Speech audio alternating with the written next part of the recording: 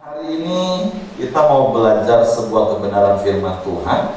Dan sebenarnya ini bukan hal yang baru, tapi memang seperti firman Tuhan katakan, kita harus ajarkan berulang-ulang. Karena memang untuk membangun sebuah budaya baru itu bukan sebuah hal yang mudah. Nah, apalagi kalau kita pikir yang selama ini kita lakukan itu juga nggak salah-salah banget. Nah, tetapi saya mau menjelaskan tentang fokus tahun 2021.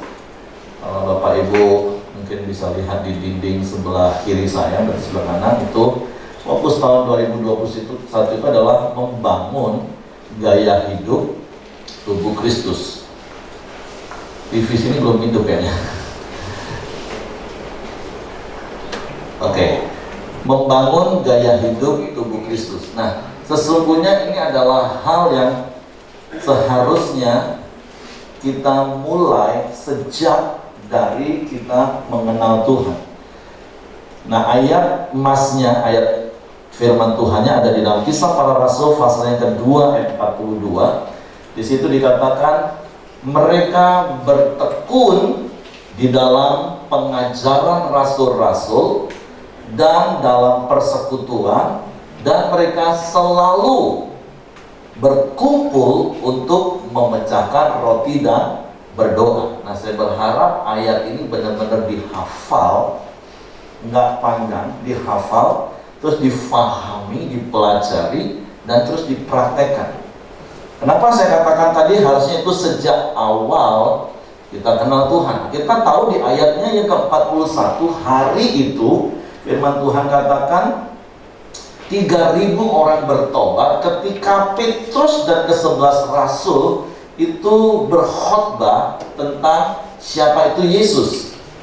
Karena kalau kita baca dalam Kisah Rasul pasal 2 ayat yang pertama, itu adalah hari Pentakosta di mana Roh Kudus dicurahkan untuk pertama kalinya untuk tinggal diam selamanya di dalam murid-murid.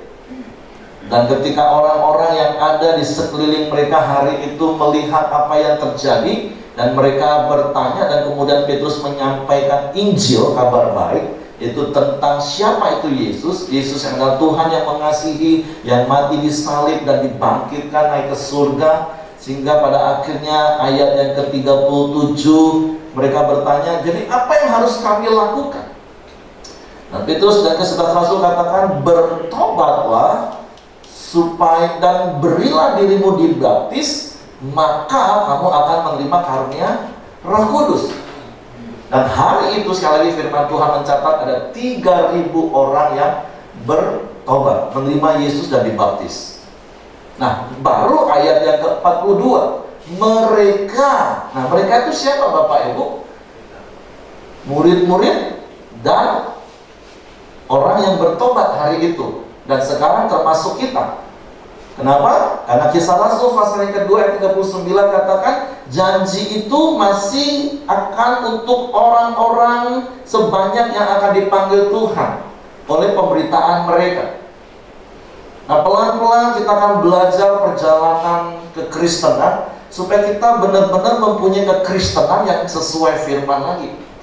Nah, jadi orang-orang yang bertobat hari itu, kemudian mereka membangun sebuah gaya hidup, yaitu hanya 3 hal tadi Bapak Ibu. Yang pertama apa? Bertekun di dalam firman. Yang kedua, bertekun di dalam persekutuan. Ini pelajaran bisa 1 seri, 1 tahun ini gak akan habis-habis. Karena saya ngomong dan ngobrol, kita benar-benar harus sampaikan berulang-ulang. Karena firman Tuhan katakan ajar berulang-ulang sampai semua jemaat menangkap pesan yang sama dan mempraktekkan hal yang sama. Itu perlu waktu berulang-ulang. Nah, sebenarnya khotbah ini sudah saya khotbahkan. Kalau Bapak Ibu boleh lihat di channel YouTube kita lagi, cara hidup jemaat part 1 sampai part 4, bagian 1 sampai bagian 4, itu saya juga sudah kupas. Tapi tentu saya percaya akan ada banyak hal yang Tuhan akan singkatkan lagi, tapi prinsipnya gak akan pernah berubah. Karena itu adalah prinsip firman Tuhan. Firman Tuhan itu absolut, iya dan amin. Nah, dan kemudian kita tahu Kemudian mereka terus bertumbuh. Karena kalau kita baca ayat yang ke-43 sampai ayat 47, maka terjadi mujizat, hidup jemaat gak ada yang kekurangan karena satu dengan yang lain murah hati, saling memberi, bahkan menjual harta untuk menolong yang lain. Dan sebagai akibatnya, ayat yang ke-47 katakan, maka tiap-tiap hari Tuhan menambahkan jiwa-jiwa baru. Nah, bukankah selama ini penambahan jiwa itu adalah kerinduan semua gereja? Khususnya bahkan ibadah di tempat ini yang menjadi fokus pembicaraan kita, bagaimana bangku-bangku ini diisi dengan jiwa-jiwa, ibadah kita penuh. Ya, semua gereja dari dulu berpikirnya sama. Nggak salah. Tapi caranya mungkin yang harus kita perbaiki. Kalau Bapak Ibu masih ingat tema kita bulan Agustus, sebenarnya itu sebuah tema yang benar-benar berubah karena tuntunan Tuhan. Dan artinya gini, kan tahun 2019 November biasanya kita doa puasa, minta arahan di tahun yang baru, dan kemudian kita sudah susun tema 1 tahun penuh. Tapi tiba-tiba Maret pandemi di Indonesia merebak dengan cepat. Kita online full selama 4 bulan lebih waktu itu. Dan selama 4 bulan penatua intensif, ketemu, ngobrol, doa, minta arahan Tuhan. Dan akhirnya ada satu pesan yang kuat, dan itu yang akan terus kita kerjakan, yaitu kembali kepada pola gereja mula-mula. Dan itu menjadi fokus kita, tema bulanan kita di bulan Agustus, yaitu kembali kepada pola gereja mula-mula. Dan kembali pada Kisah Rasul pasal 2 ayat yang ke-42. Nah, kata kembali itu Bapak Ibu, itu bicara tentang kita harus berbalik arah, atau kita harus kembali kepada track yang betul. Kalau Bapak Ibu pernah keluar kota pakai Google Map, dan kalau ketika tiba-tiba Google Map ngomong turn around, turn around, turn around, kira-kira apa yang akan Bapak Ibu lakukan? Berbalik. Nah, itu yang benar, karena dia sudah sering pakai Google Map. Kalau baru hari itu coba pakai Google Map, bisa ngamuk, rasanya inilah yang betul nih, selamanya aku jalan rasanya inilah betul, rasanya. Akhirnya sudah ngoceh terus, matiin Google Map-nya, tambahnya asal nanti Bapak Ibu. Kami pernah punya pengalaman soalnya. Hengki waktu itu ikut gak ya? Waktu kita mau ke Medan pertama kali, enggak ikut ya? Sudahlah di tengah malam, Rahmat ikut ya? Udahlah di tengah malam dari Pangkalan Kerinci kita kan lulus katanya, jangan masuk Pekanbaru. Oh, ikut panduan. Map ada bilang, Map ngomong terang. Sudahlah, dengan iman gitu. Ujungnya kita bukan ke Duri, Bapak Ibu, kemana? Dumai. Karena membantah terang, udah jelas. Ini semakin lama, itulah pria. Terus sama-sama, tak apa, udahlah, dengan iman lah sudah. Sampai sih memang, cuman mutar ke Dumai, Bapak Ibu. Jauh sekali jadinya. Gara-gara nggak taat dengan terang tadi.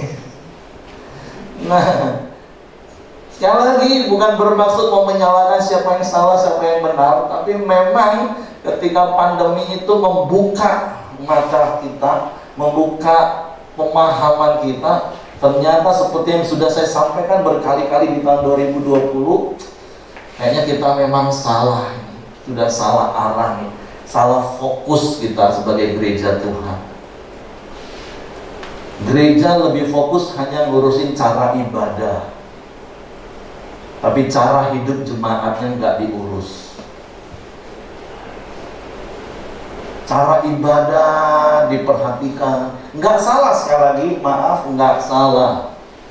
Saya sudah mendelegasikan Bapak Ibu pemimpin untuk mengurus teknis cara ibadah di ruang Sakura. Silakan atur yang terbaik, karena Bapak Ibu juga harus ingat bagian yang keempat atau ketiga di khotbah saya, Waktu kita berkumpul itu kita mempersembahkan sesuatu kepada Tuhan. Dan persembahan itu untuk Tuhan pasti yang terbaik. WL, engkau memimpin, engkau memberikan yang terbaik sebagai persembahan. Pemain musik, engkau kumpul, engkau main musikan, engkau memberikan yang terbaik.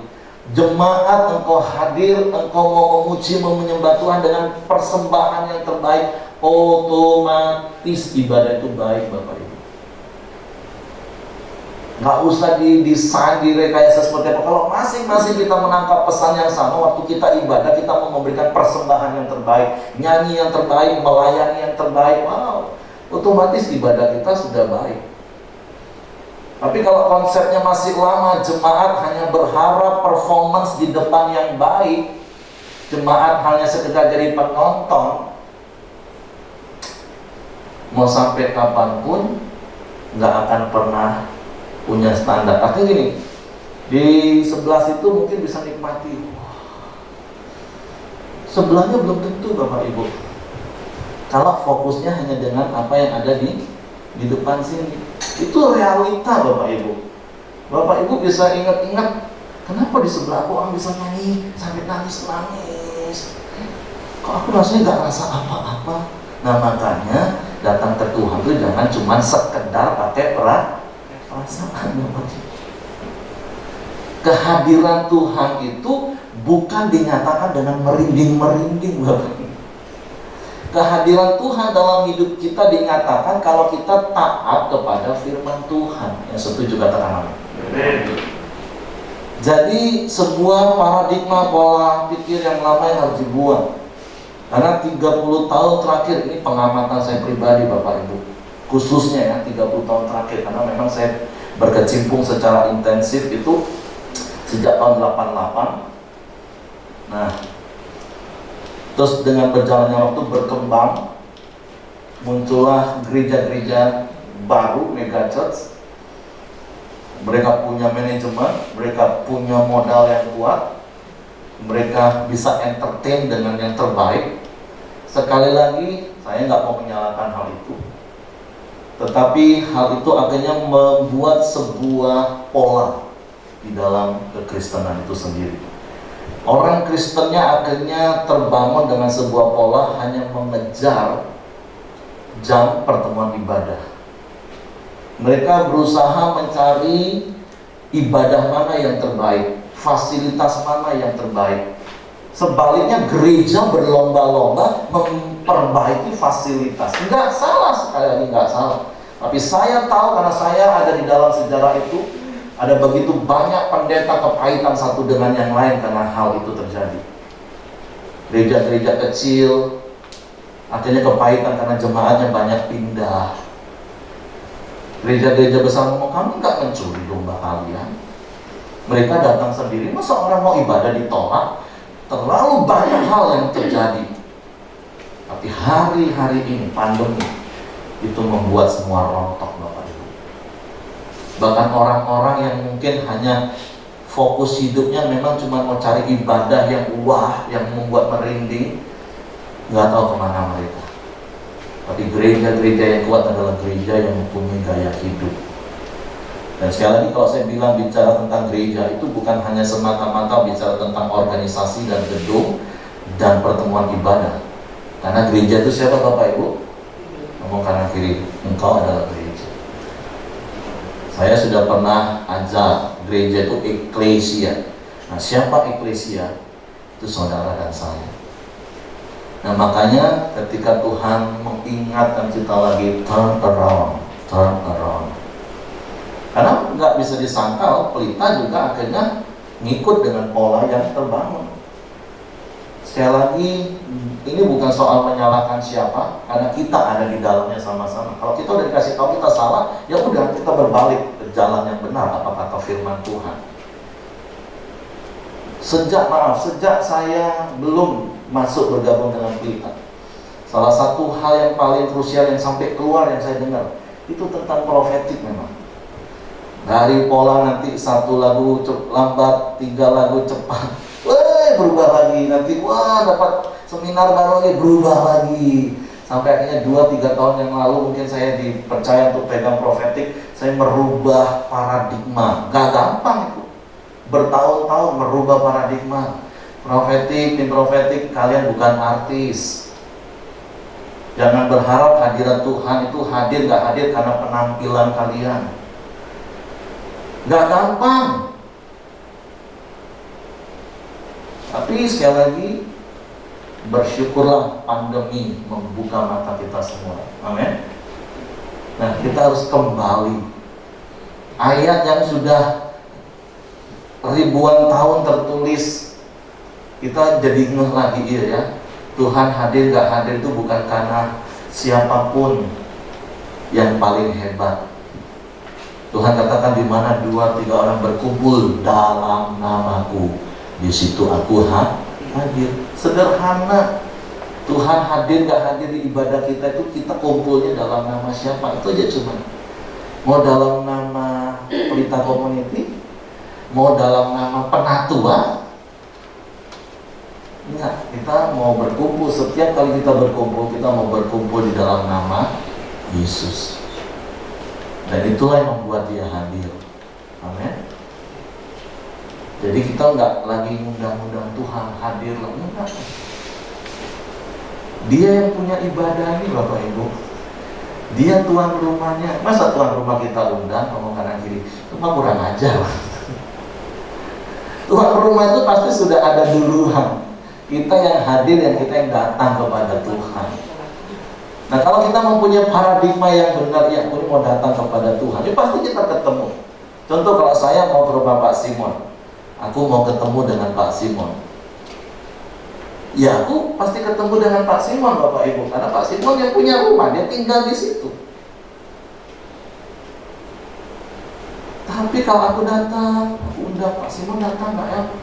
Ada Pak Simonnya. Wah ini nanti kalau tidak bagus tidak datang dia.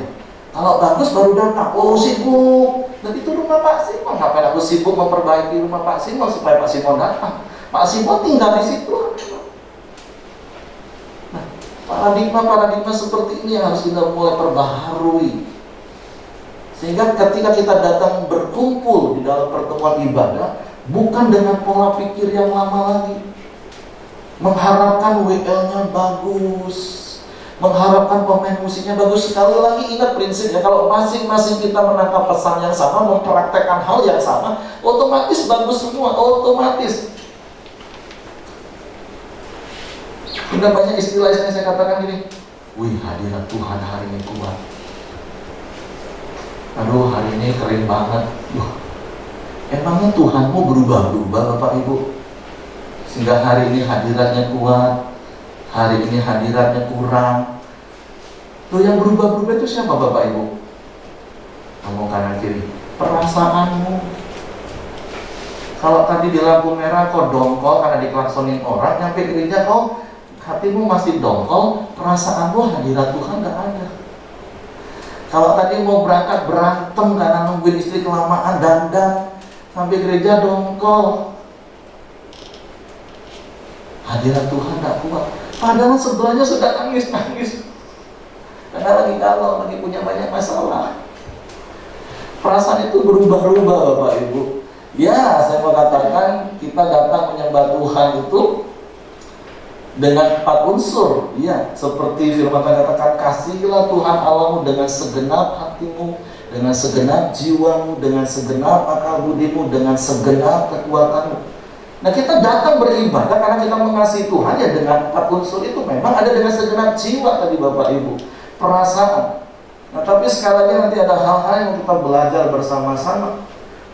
Seluruh aspek hidup kita ini harus dikuasai oleh firman. Sehingga perasaan kita akan tetap tenang, perasaan kita akan tetap bersuka cita apapun yang terjadi. Nah makanya kembali yuk kita membangun gaya hidup tubuh Kristus. Nah secara cepat saja Bapak Ibu, berbicara tentang kata membangun, berarti itu kan sebuah kata kerja yang saya katakan harus dikerjakan, harusnya mulai dari awal kita kenal Tuhan, percaya kepada Yesus sampai akhir untuk mencapai tujuan yang hendak dicapai. Menjadi semakin serupa dengan Kristus, itu bahasa sederhananya Bapak Ibu. Ini yang mau kita capai. Dan sekali lagi harusnya itu dimulai sejak kita percaya Yesus, membangun gaya hidup tubuh Kristus. Nah, gaya hidup itu apa? Kamus Besar Bahasa Indonesia ngomong gini Bapak Ibu. Gaya hidup itu adalah pola tingkah laku sehari-hari segolongan manusia di dalam masyarakat. Terus yang kedua itu adalah cara mengekspresikan diri melalui aktivitas, minat, dan opini. Nah, ini gaya hidup yang mau kita bangun. Dan bicara tentang gaya hidup itu adalah pola tingkah laku sehari-hari segolongan manusia di dalam masyarakat. Kita mau membangun sebuah pola tingkah laku sehari-hari di tengah-tengah dunia ini. Makanya Paulus pernah katakan, janganlah kamu menjadi serupa dengan dunia ini, berubahlah oleh pembaharuan budimu. Kita harus berubah. Kita harus berbeda. Dan itu adalah menjadi pola tingkah laku sehari-hari. Jadi kekristenan bukan cuma 1 jam, 2 jam di gereja, semua kasih senyum, semua ramah, semua baik. Tapi itu pola hidup hari-hari. Kalau istrimu jengkelin, masih bisa kasih senyum? Kalau suamimu tensinya lagi tinggi, masih bisa tersenyum? Kalau anakmu membuat tekanan darah tinggi karena sekolah daring hari-hari ini, masih bisa tersenyum? Masih bisa sabar? Shalom, selamat pagi Bapak Ibu. Alangkah damainya dunia seperti itu. Haleluya. Itu pola hidup hari-hari. Kalau ada pelanggan yang ngotot, ngeyel, nawar lewatan, minta murah, masih bisa kasih senyum?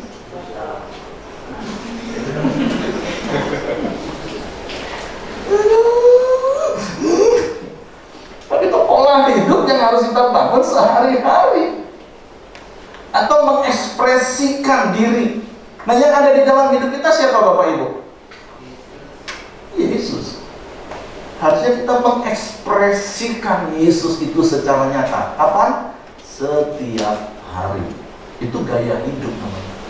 Nah, jemaat atau tubuh Kristus di dalam Efesus pasal yang kelima ayat 23, karena suami adalah kepala istri sama seperti Kristus adalah kepala jemaat, dialah yang menyelamatkan tubuh. 1 Korintus 12 ayat 27, kamu semua adalah tubuh Kristus dan kamu masing-masing adalah anggotanya.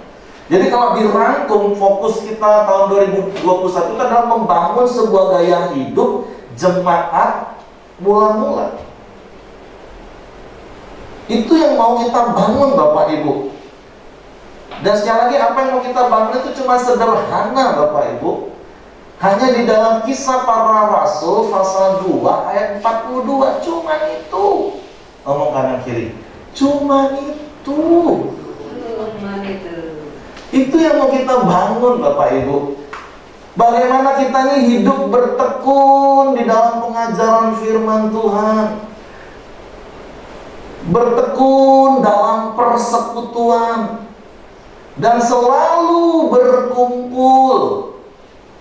Ya, mungkin hari-hari ini kumpulnya bisa secara online dan bisa secara offline. Nanti saya akan jelasin pelan-pelan. Ya, yang ibadah online, oke, puji Tuhan, gak apa-apa untuk ibadah dapat kebenaran firman secara online. Tapi kebenaran yang kedua dan ketiga itu harus dipraktekkan. Gak bisa ketemu pakai Zoom. Karena kita tetap harus punya persekutuan. Kita nggak bisa individualis. Yang penting aku kan ibadah online. Di depan TV, nonton YouTube. Aku dengar firman, aku nyanyi, aku serius. Nggak cukup seperti itu gaya hidup orang Kristen. Engkau harus kumpul, engkau harus punya hubungan satu dengan yang lain. Nah, makanya kalau masih bisa offline, usahakanlah offline. Itu touchingnya masih lebih enak Bapak Ibu. Tapi kalau memang situasi, kondisi, dan alasan tertentu bisa online, gak apa-apa. Tapi kita pelan-pelan ya Bapak Ibu. Yang mau kita bangun itu bertekun di dalam pengajaran rasul-rasul. Kalau Bapak Ibu masih ingat, bertekun itu artinya berkeras hati dan sungguh-sungguh melakukan sesuatu. Dan karena kita mau bertekun di dalam firman, berarti kita berkeras hati dan sungguh-sungguh untuk melakukan apa? Melakukan firman. Yang kedua, berpegang teguh pada. Ya sekali lagi, karena kita mau bertekun pada firman, artinya kita berpegang teguh pada firman. Apapun situasinya, kita mau berpegang teguh apa kata firman. Itu hidup yang harus kita bangun. Bukan apa kataku, bukan kata saya, bukan kata perasaanku. Makanya ada statement yang saya katakan seperti ini: menguasai banyak ayat firman Tuhan itu baik. Banyak hafal ayat firman itu baik. Ngomong kanan kiri, kamu banyak gak hafal ayat firman Tuhan? Kira-kira berapa ratus ayat yang kamu hafal? Oh, tahu lah Pak, pokoknya ada tertulis lah Pak. Ya it's okay, tapi masih tahu walaupun tidak hafal kan Bapak Ibu. Minimal kalimatnya tahu lah. Di mana pokoknya ada tertulis lah. Aku pernah dengar lah itu. It's okay, bagus itu Bapak Ibu. Tapi yang kita mau bangun itu bukan gaya hidup hanya menghafal ayat firman. Karena kalau hanya sekedar menghafal itu ada di pikiran sadar kita Bapak Ibu. Dengan bertambahnya usia saja itu kita bisa lupa ayat itu. Apalagi kalau lagi ada masalah dan tekanan, lupa semua ayat itu. Nah, yang mau kita bangun adalah kita dikuasai oleh ayat firman. Artinya firman Tuhan itu yang benar-benar mengontrol hidup kita, mengendalikan hidup kita. Waktu kita disakiti orang, dinasehati mengampuni. Aku tahu ayatnya, aku tahu memang harus ngampuni, tapi Pak ini kelewatan. Loh, yang menguasai siapa? Ayatnya sih tahu, tapi yang mengendalikan hidupnya siapa? Aku, daging. Jujur, tahu Pak, memang ayatnya aku baca lah itu, tahu orang jujur doanya didengar, diberkati, aku tahu, tapi Pak, kalau jujur-jujur banget juga kita bisa dimakan orang Pak. Yang mengendalikan hidup kita ini firman atau kita yang atur firman? Makanya saya pernah buat statement, hiduplah dalam kebenaran bukan pembenaran. Apa itu pembenaran? Pembenaran itu firman Tuhan ditambah tapi. Coba renungkan baik-baik hidup kita. Kita selama ini hidup dalam kebenaran atau pembenaran? Iya sih Pak, tapi. Iya sih Pak, tapi. Yuk, come on. Kita mau membangun gaya hidup yang dikuasai firman. Para WL terakhir saya pernah ikut training. WL biasanya harus menguasai berapa ribu lagu? 1000 lagu. Wih, keren. Berapa tahun yang lalu, waktu masih ada Pak Andreas, ayo semua WL catat berapa banyak lagu yang kamu tahu, bukan cuma judulnya, nyanyinya. Ih, banyak juga loh ternyata. Saya catat-catat bisa 800 lagu sejak saya kenal Tuhan. Wih, banyak banget lagu. Tapi kalau 2-3 tahun terakhir lagu baru saya udah gak ngikutin lagi. Jadi kalau lagu baru masih, karena panjang-panjang. Lagu lama 4 baris, sederhana notasinya, gak banyak minor-minornya, sederhana. Lagu sekarang minimal 2 bait, tambah refren lagi. Nanti ada apa bagian terakhirnya tuh? Oda lagi. Panjang banget. Saya nasihat WL, kalian menguasai banyak lagu, itu bagus untuk jadi WL. Tapi untuk hidup hari-hari, lagu itu harus menguasai kamu. Jangan di mimbar, wah percaya, jangan takut firman Tuhan. Buat status di FB, galau. Buat status berantem. Ya bersyukurlah setelah ditegur berkali-kali nggak ada yang lagi buat status model kayak gitu. Nggak cocok. Nggak sesuai. Fokus kita sekali lagi bukan cuma di performance Bapak Ibu, bukan membuat orang merinding-merinding di ibadah kita, enggak. Tapi hidup kita ini harus membuat orang-orang yang ketemu dengan kita setiap hari itu bergetar hatinya. Karena ada kasih Tuhan, ada kuasa Tuhan yang mengalir dalam hidup kita. Itu terjadi seperti pujian kita tadi katakan. Hidupku mengenapi firman-Mu, tanda mujizat sertai tiap langkahku. Amin. Kau bersamaku di dalamku, jadi bukti kebesaran-Mu. Ketika orang melihat hidup kita dikuasai firman, perkataan kita perkataan firman, tindakan kita tindakan firman, wow, orang bergetar hatinya. Dan itu yang membuat orang datang kepada Tuhan. Ini kadang di gereja membuat orang merinding, di luar gereja membuat orang meradang karena kelakuan kita. Come on, saya mendorongnya kita sama-sama berubah. Dan itu sederhana caranya. Kalau kita baca ayat di dalam 2 Korintus pasal yang kelima 17. Ini khotbah-khotbah yang saya sudah banyak khotbahkan di tahun 2020 Bapak Ibu. 2 Korintus pasal yang kelima ayat 17.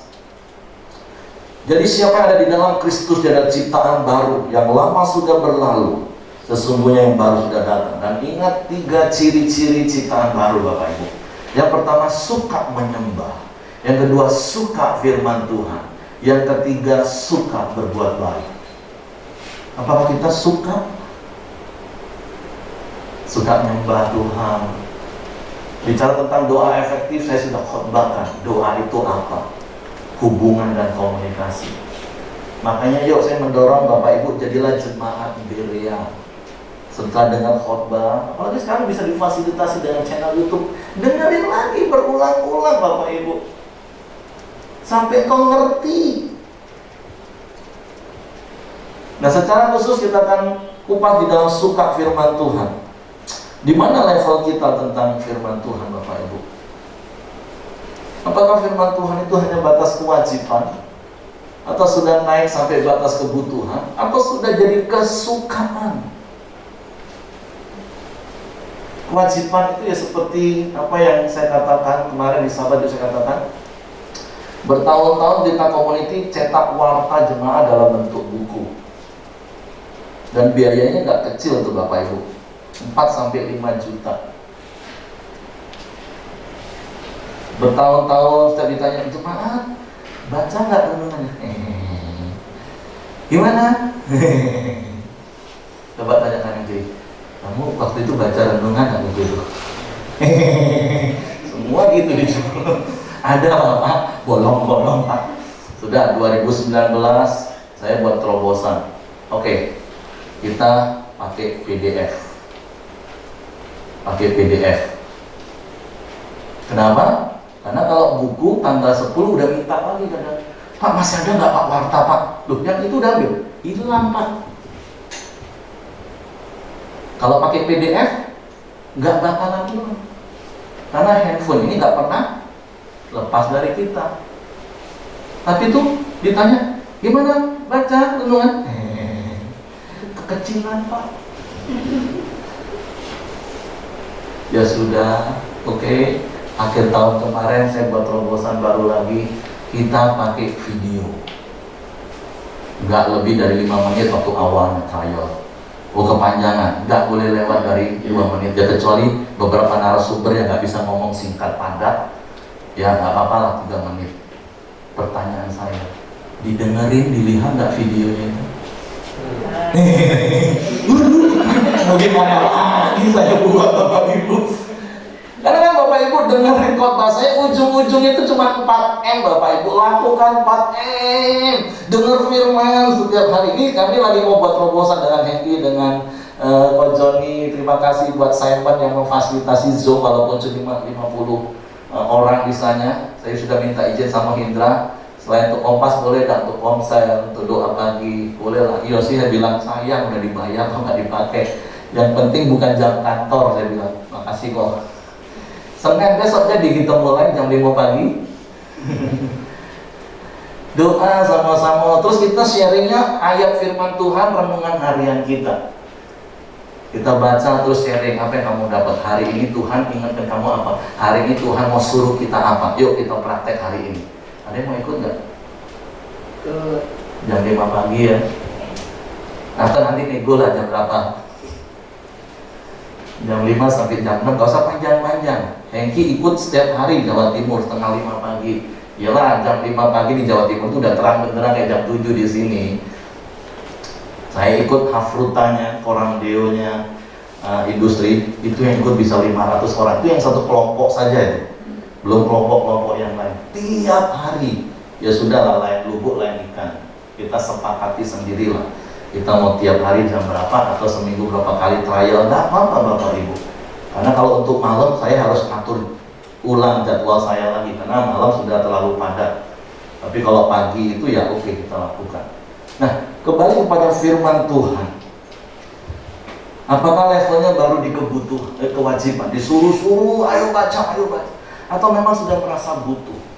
Tapi Tuhan mau kita ini sampai level kesukaan. Contoh kesukaan itu, Simon kesukaannya apa makanan? Paling suka ikan. Coba Cece 2 minggu udah masak ikan ya, tiba-tiba hari itu masak ikan, nafsu makan Koko gimana kira-kira? Oh, kalau perlu satu itu ku habiskan lah. Belum habis 2 jam lagi nak ku makan lagi. Itu namanya suka. Nah, firman Tuhan itu harusnya sampai level seperti itu Bapak Ibu. Jadi kesukaan. Jadi langkah praktisnya sederhana, karena sekali lagi kalau Bapak Ibu baca di Mazmur 1 ayat 1-3, kita akan berbahagia dan berhasil kalau kita sukanya renungkan firman siang dan malam. Di dalam Yesaya pasal 32 ayat 17, di mana ada kebenaran, yaitu firman Tuhan, di situ akan tumbuh damai sejahtera. Kalau engkau hidup dalam kebenaran, kebenaran itu menguasai hidupmu, udah otomatis hidupmu damai sejahtera. Karena yang ngatur hidupmu firman. Apa kata firman, kita tunduk dan taat. Amin. Jadi pagi hari ini sederhana, saya mau katakan mulailah dengan mempraktekkan 4M. Udah, yuk kita praktek sama-sama 4M. Atur waktunya. Silahkan, mau pagi, siang, malam, disarankan si pagi Bapak Ibu. Kalau di info sebulan kita kan ada bacaan Alkitab setahun, 1 hari 4 pasal. Saya berharap Bapak Ibu bisa ikuti, tapi kalaupun enggak, ya sudahlah, yang renungan video itu lah. Tapi juga jangan cuma dilihat, oh ya bagus, udah, jangan. Tonton berkali-kali, terus baca juga ayat masnya. Tuhan ngomong apa dengan kita? Dicatat. Terus berikan pertanggungjawaban ke komsel masing-masing. Kasih, oh aku hari ini dapat ini loh. Tuhan nyuruh aku segera berdamai. Kalau ada gesekan, Tuhan harus menyuruh aku segera berdamai. Tuhan, hari ini siapa yang gesekan dengan aku loh? Aku mau berdamai Tuhan. Sepanjang hari direnungkan, sepanjang hari dipraktekkan. Wow, saya percaya ketika hidup setiap kita mengalami hal seperti ini. Keren banget Bapak Ibu. Amin. Oke, sekian firman Tuhan. Tapi sekali lagi jadilah seperti jemaat Berea. Nanti dengerin lagi khotbahnya, pelajarin lagi khotbahnya. Boleh minta PowerPoint-nya Bapak Ibu. Dan kita praktek sama-sama. Amin. Tuhan memberkati. Kita bangkit berdiri. Bapak, kami bersyukur, kami berterima kasih buat pertemuan ibadah kami pagi hari ini. Bapak, aku berdoa biarlah pengajaran firman-Mu ini dapat dimengerti dan difahami oleh setiap kami. Roh Kudus, tolong kami. Kami mau membangun gaya hidup tubuh Kristus, yaitu tubuh-Mu, jemaat-Mu, yaitu bertekun di dalam pengajaran firman-Mu, bertekun di dalam persekutuan, dan kami selalu berkumpul Tuhan, hidup di dalam komunitas, supaya hidup kami ini berdampak bagi masyarakat di mana kami ada, dan melalui hidup kami ada ekspresi Kristus yang dinyatakan, supaya mereka juga mengalami Kristus dalam hidup mereka. Bapak, terima kasih kalau sebentar kami akan berpisah satu dengan yang lain. Biarlah penyertaan tangan kuasa-Mu, pemeliharaan dan perlindungan-Mu itu nyata bagi setiap kami. Genapi janji firman-Mu bagi orang-orang yang beribadah kepadamu Tuhan.